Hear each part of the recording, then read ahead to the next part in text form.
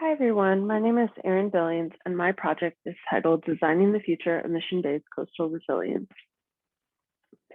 The Anthropocene defines the current geologic age in which human activity has altered the climate and environment.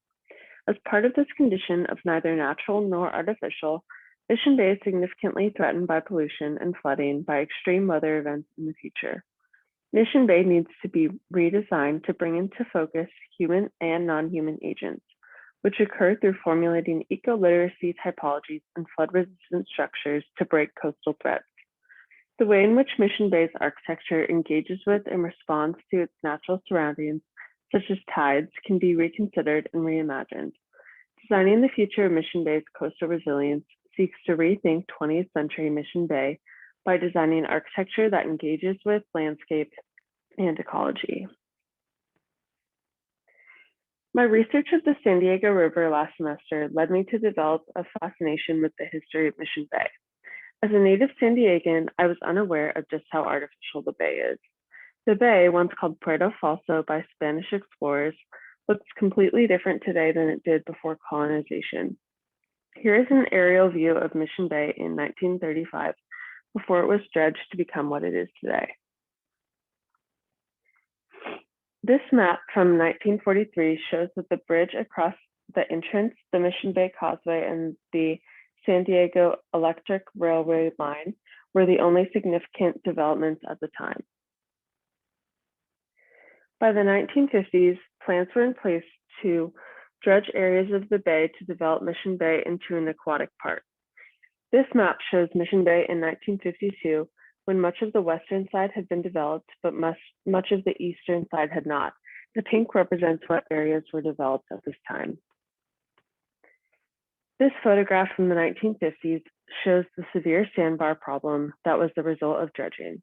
As you can see, over time, the geography of Mission Bay was entirely reworked to support development opportunities, but not without consequences.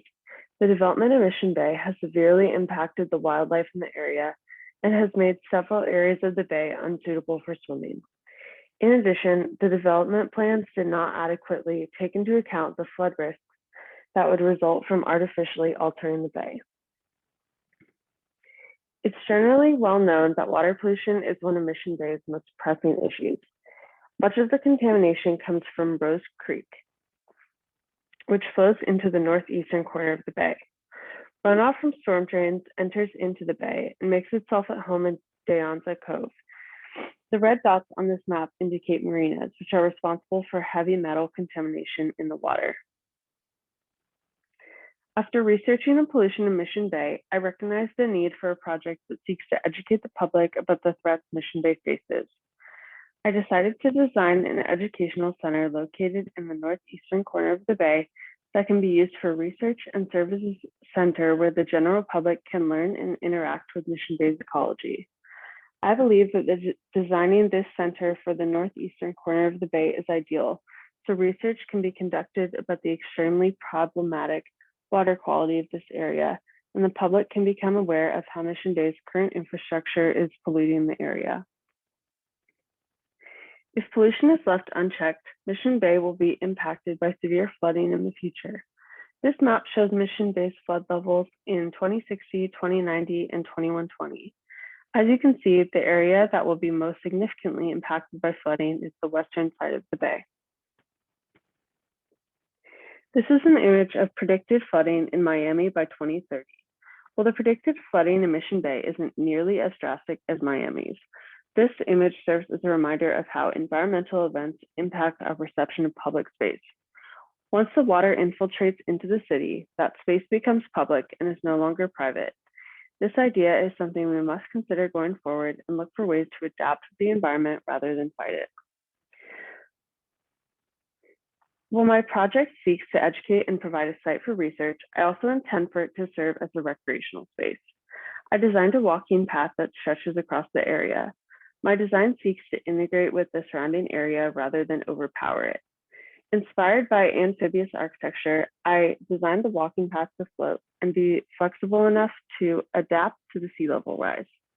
I focused on the relationship between my design and the tides and documented the ebb and flow of the tides using data from tide charts for the area.